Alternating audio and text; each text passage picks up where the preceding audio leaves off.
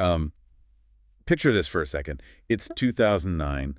You're in the dust of Kono State, Nigeria, and public health monitors have just discovered this really terrifying reality on the ground. Right, because an outbreak is starting. Exactly. It's a sudden outbreak of a vaccine-preventable disease. Mm. But it wasn't just the disease itself that was the problem. It was that the local community had absolutely zero infrastructure to fight back. None at all. Yeah, no diagnostic tools, no specialized training, and just no local workforce equipped to respond. So they were completely exposed to what the official records call a silent threat. Which is, I mean, that's really the ultimate public health puzzle, right? Because historically, the global reflex to that kind of situation has just been parachute aid. Oh, totally. The crisis hits, and Because then, international agencies fly in, right? yeah, They deliver all these emergency supplies, they hand out the vaccines, and then they just leave once the immediate fire is put out. leaving the underlying fragility completely untouched. Exactly. The next time a crisis hits, that community is just as vulnerable as they were before. Which is exactly why today's deep dive is tracing such a, well, a really fascinating evolution. We are looking at how you take a community from that state of extreme vulnerability and permanently rewire it for lasting wellness. It's a massive shift in thinking. It is. And we've got a really detailed stack of sources today that follow one very specific trajectory. We're starting with the raw field experiences and the 17-plus year curriculum vitae of an epidemiologist, Dr. Gift Aniyom. Right, starting from the very grassroots level. Yeah, and then we're following that thread all the way up to the massive organizational proposals of the Gift Aniyom Foundation, or GAF. And finally, capping it off with their brand new May 2026 Polisync AI framework. Which is just wild to see the progression. It really is. So whether you are, tracking global health policy, studying how to scale grassroots organizations, or just looking at the integration of AI and humanitarian logistics, this deep dive is basically a masterclass in building resilience from the ground up. Yeah, and to really understand the foundation's DNA, I think we have to start with that field work you mentioned. The early days. Right. The sources show Dr. Aniyom's early groundwork around 2008 and 2009. We see roles as a UNICEF and NYSC IVAID's peer educator trainer. And just for context, NYSC is Nigeria's National Youth Service Corps. It's a mandatory postgraduate program that often sends young professionals out into rural areas. Exactly. And at the same time, we see Dr. Aniyom acting as a WHO independent monitor for immunizations across Kano, Rivers, and Cross River states. Which, being an independent monitor, that means you aren't just looking at a spreadsheet in an air-conditioned boardroom. No, you are out there. Yeah. You're physically verifying that cold chain vaccines are actually making it into the arms of people in these marginalized, hard-to-reach areas. And when you look at the trajectory of global health interventions back then, it feels a lot like trying to fix a sinking boat with a bucket. Just bailing water. Right. Handing out vaccines during a crisis is bailing water. It keeps the boat afloat for one more day, sure. But at a certain point, you have to teach the crew how to patch the hull. You have to build a stronger ship. And the sources suggest there was this growing realization that the entire system needed a permanent upgrade. Yeah, and that realization really compounds over a decade and a half of just escalating, relentless frontline work. Yeah. The CV details Dr. Aniyom serving as an epidemiologist for GeoWARN. The Global Outbreak Alert and Response Network. Exactly, working the Lake Chad Basin yellow fever outbreak. And then we see these really heavy-duty roles managing surveillance during cholera and Ebola outbreaks, serving as a COVID-19 surveillance supervisor, and even operating as a principal technical officer at the Africa CDC headquarters in Addis Ababa. That is a serious resume. Mm-hmm. And when you coordinate outbreak responses across national borders year after year like that, a really clear pattern has to emerge, right? No, unfailingly. You see the exact same systemic failures repeating themselves over and over. Because the local capacity just isn't there. Right. You realize that a top-down, centralized response is always going to arrive a step too late. I mean, a centralized government agency in a capital city cannot manage the minute-by-minute logistics of a localized outbreak hundreds of miles away. It's just physically impossible. Yeah, so true. Enduring resilience requires local empowerment. The people who actually live in the village need to be the ones managing the data, running the cold chain logistics, and communicating the health risks to their neighbors. And that structural philosophy is what culminates in a massive turning point in our sources. May 23, 2023. The official launch. Right. That's the date the Gift Aniyom Foundation is officially incorporated under CCAC registration number 6986899. We see this formal shift from, an individual's vision out in the field to an institutional engine. An engine that's completely designed to scale that concept of local empowerment. Exactly. And the documents outline the Foundation's core operating blueprint for actually achieving this, which they call the Emergency Ready Primary Healthcare Framework, or ERPHC. Yeah, and this is where it gets really interesting, because it moves the foundation from the theory of resilience into the actual mechanics of it.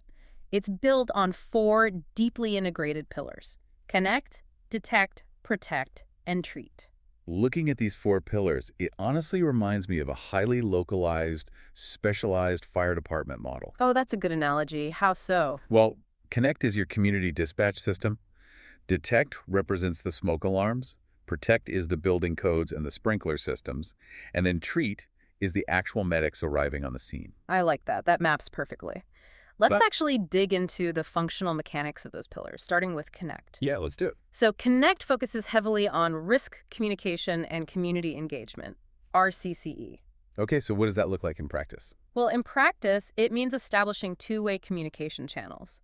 Because think about it, if a community doesn't trust the source of the information, they will completely reject a vaccine. Regardless of how effective it is. Exactly. So Connect builds digital and analog feedback mechanisms where communities can actually access health data, express their concerns, or even report early symptoms directly to local workers. Which perfectly sets up the Detect pillar, the smoke alarms. Right. The technical proposals define this as interoperable digital platforms and integrated health information systems. And, making systems interoperable just means ensuring the data collected on a tablet in some rural clinic can actually be read by the National Disease Surveillance Database. Which is huge. It establishes early warning systems, rapid sample collection, transport protocols. I mean, you cannot fight an invisible enemy if you don't know its exact coordinates. Right. And then following detection is the Protect pillar. This is where we see infection prevention and control, or IPC. Yeah, IPC is critical. This involves establishing rigorous hygiene protocols right in the local clinics, so the clinic itself doesn't become the epicenter of the outbreak. Which happens way too often. Way too often. It also covers the deployment of vaccines, and it tracks antimicrobial resistance, mapping out where common pathogens are just no longer responding to standard antibiotics. Wow. And fundamentally, it includes robust WAR-ASH services, water, sanitation, and hygiene, because you simply cannot protect a community from waterborne diseases like cholera without engineering access to clean water. You just can't. And finally, we have Treat. Now, this goes way beyond just managing cases of the specific hazard, like isolating and treating Mpox patients. It's broader than that. Much broader. The sources strongly emphasize the continuity of essential care, because during a major outbreak, the collateral damage to the rest of the healthcare system can be catastrophic. Oh, absolutely. People still need routine maternal health care. They still need their diabetes medication. Exactly. So the Treat pillar ensures that resilient referral pathways remain open, so the entire local health system doesn't just collapse under the weight of one specific disease. But the most crucial element of this whole ERPHC blueprint is who actually operates it. The local workforce. Right. The technical proposals detail a really specific demographic targeting strategy. GAF specifically recruits young people, aged 18 to 35. Okay. And furthermore, they mandate that at least 51% of these recruits must be women, and at least 4% must be persons with disabilities. I really want to pause on that 4% mandate because it's such a brilliant structural decision. It really is. Because a person with a disability intuitively understands the specific physical, logistical, or even social barriers that their peers face when trying to access a local clinic. Exactly. They can map out accessibility flaws in a community's health response that able-bodied planners frequently just completely overlook. It essentially transforms what could just be a demographic statistic into a massive strategic advantage for reaching marginalized populations. Spot on. And GAF doesn't simply hand these recruits a textbook and say good luck. Right, they use what the proposals call a blended skilling approach. Yeah, during these structured 6-month paid internships, and blended skilling basically means combining traditional face-to-face workshops with mobile-friendly digital modules. Using platforms like Yoma, right, the youth agency marketplace. That's the one.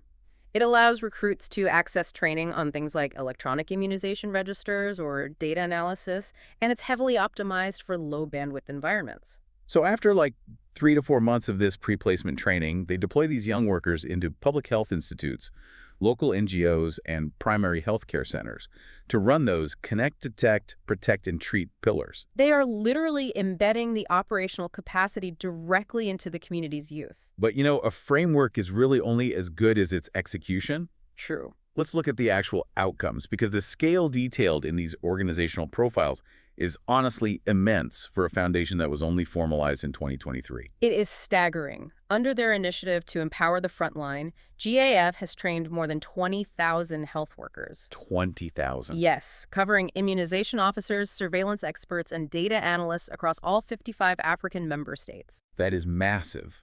And we also see massive clinical applications in the sources. In Nigeria, GAF supervised teams that provided HIV counseling and testing to 100,000 people.